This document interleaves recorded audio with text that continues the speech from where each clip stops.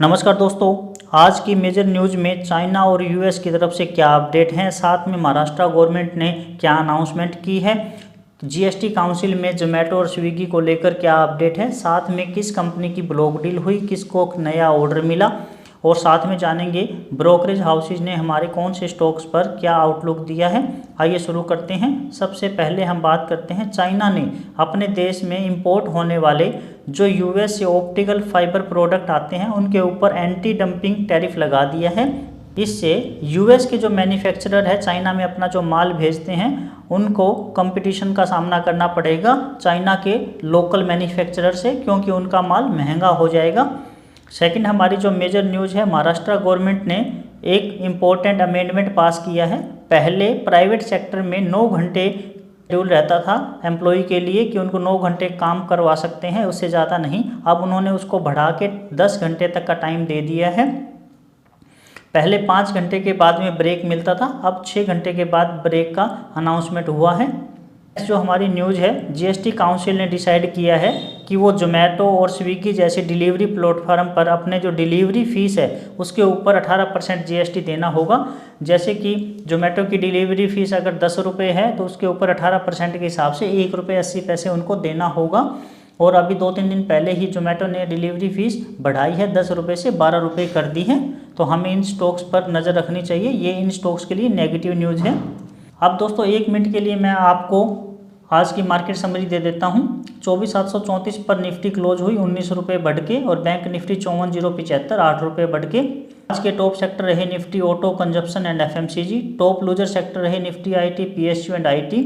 Nifty 100 के top gainer है M&M, Bajaj, Britannia. Top loser रहे Varun beverages, Tata consumer, HDFC life insurance. Gainer और top loser पर आज जीएसटी का ही असर देखने को मिला है। स्मॉल कैप इंडेक्स आज 126 रुपये टूट के 17,621 पर बंद हुआ। मिड कैप इंडेक्स 386 टूट कर 56,960 पे बंद हुआ। एफआईआई ने सितंबर मंथ में 4255 करोड़ रुपए की बिकवाली की और 9390 करोड़ रुपए की खरीदारी की। यूनियन कैबिनेट ने 1500 करोड़ का इंसेंटिव स्कीम अप्रूव किया है रेयर अर्थ और क्रिटिकल मिनरल के लिए। दोस्तों आपको पता ही है कि हमारे देश में रेयर अर्थ और एलिमेंट बहुत कम मात्रा में है, ये हमें चाइना से ही इंपोर्ट करना पड़ता है। तो इसके लिए उन्होंने 1500 करोड़ का इंसेंटिव स्कीम अनाउंस किया है। इसके अंदर लिथियम, कोबाल्ट और रेयर अर्थ एलिमेंट शामिल रहेंगे। नेक्स्ट जो हमारी न्यूज़ है, सोलारियम ग्रीन एनर्जी को लेके है। उन्होंने डीआरडीओ के साथ एक 10 साल का टेक्नोलॉजी ट्रांसफ़र एग्रीमेंट किया है। दोस्तों मैं फाइनेंशियल एडवाइज़र नहीं हूँ, ये वीडियो एजुकेशनल पर्पज़ के लिए है। अब बात करते हैं ब्रोकरेज हाउसेज ने हमारे कौन कौन से स्टॉक्स पर राय दी है। दोस्तों जेफरीज, गोल्डमैन सैच और मॉर्गन स्टैनली ने जीएसटी जो रिफॉर्म हुए हैं उसको लेकर कंजप्शन, एफएमसीजी और टूर एंड ट्रैवल जैसे आईटीजी, लेमन होटल या एफएमसीजी में ब्रिटानिया, विप्रो, कंजप्शन में जैसे केईआई, पॉलीकैब, एबीबी जैसी कंपनीज के ऊपर पॉजिटिव आउटलुक दिया है, साथ में ऑटो सेक्टर के ऊपर भी। दोस्तों इनका टाइम फ्रेम लगभग 1 साल के लिए है।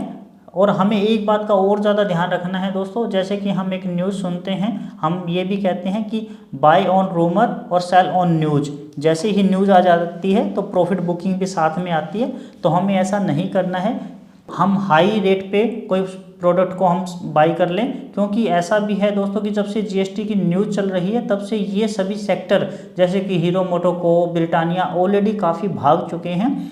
तो हमें अच्छे लेवल का वेट करना है, तभी हमें उनमें एंट्री करनी है, वरना हम हायर रेट पे फंस सकते हैं। रैमको सीमेंट ने अपना 8 मेगावाट का waste heat recovery system start किया है। पहले उनकी जो कैपेसिटी थी वो 2 मेगावाट की थी, जो बढ़ के 10 मेगावाट हो गई है, और टोटल उनकी पावर कैपेसिटी 53.15 मेगावाट की है। दोस्तों हमें रैमको सीमेंट पे नज़र रखनी चाहिए। जीओसीएल कॉरपोरेशन, इसके लिए है कि 142 करोड़ रुपए की एक लैंड इन्होंने हैदराबाद में सेल की है, और ये इसलिए की है कि ये अपना बिजनेस बढ़ाना चाह रहे हैं उन पैसों से। तो जीओसीएल के लिए एक पॉजिटिव न्यूज़ है। चाइना ने अप्रैल 2025 की यूरिया एक्सपोर्ट लिमिट को 4 मिलियन टन तक बढ़ा दिया है। अगर सप्लाई बढ़ती है तो फर्टिलाइज़र स्टॉक्स पर भी नेगेटिव इम्पैक्ट पड़ सकता है, हमें फर्टिलाइज़र स्टॉक्स के ऊपर नज़र रखनी चाहिए। अब हम बात करते हैं ब्लॉक डील की। एसबीआई लाइफ इंश्योरेंस में एक ब्लॉक डील देखने को मिली है। 18.20 करोड़ रुपए की। इसके अंदर 1842 रुपये 80 पैसे पर शेयर के हिसाब से ये डील हुई है। कोलगेट पामोलिव में 37.69 करोड़ रुपए की एक ब्लॉक डील है, जिसके अंदर 1,53,006 शेयर 2463 रुपये 50 पैसे पर शेयर के हिसाब से डील हुए हैं। एप्टस वैल्यू हाउसिंग फाइनेंस में एक ब्लॉक डील देखने को मिली है 673 करोड़ रुपए की 335 रुपये 75 पैसे पर शेयर के हिसाब से। फोनिक्स मिल लिमिटेड में 76.98 करोड़ रुपए की ब्लॉक डील है 1514 रुपये 60 पैसे पर शेयर के हिसाब से। अब बात करते हैं कैंपस एक्टिवेयर फुटवेयर की। इन्होंने एक पंतनगर में एक बिल्डिंग लैंड एक्वायर की है 74.75 करोड़ रुपए की, और जिसके अंदर कंपनी 230 करोड़ रुपए इन्वेस्ट करना चाह रही है, और ये अपनी मैन्युफैक्चरिंग कैपेसिटी को बढ़ाने की बात है। तो ये कैंपस के लिए पॉजिटिव न्यूज़ है। रेलटेल कॉरपोरेशन को 149.5 मिलियन रुपए का एक ऑर्डर मिला है। स्टील एक्सचेंज इंडिया के बोर्ड ने डिसाइड किया है कि कंपनी अपने बिजनेस को रियल एस्टेट, इंफ्रास्ट्रक्चर और लॉजिस्टिक सेक्टर में भी एक्सपेंड करेगी, तो हमें इस कंपनी पर नज़र रखनी चाहिए एक्सपेंशन के थ्रू। सूरज एस्टेट डेवलपर ने प्लान बनाया है कि वो 5 बिलियन यानी कि 500 करोड़ तक का फ्रेश फंड रेजिंग करेंगी, क्योंकि उनको पैसे की ज़रूरत है। अंबुजा सीमेंट के ऊपर एक न्यूज़ है दोस्तों कि उनको एक ब्लॉक डील हुई है 573 रुपये पर शेयर के हिसाब से 98.61 करोड़ रुपए की। दोस्तों ये थी आज की मेजर न्यूज़ और अपडेट।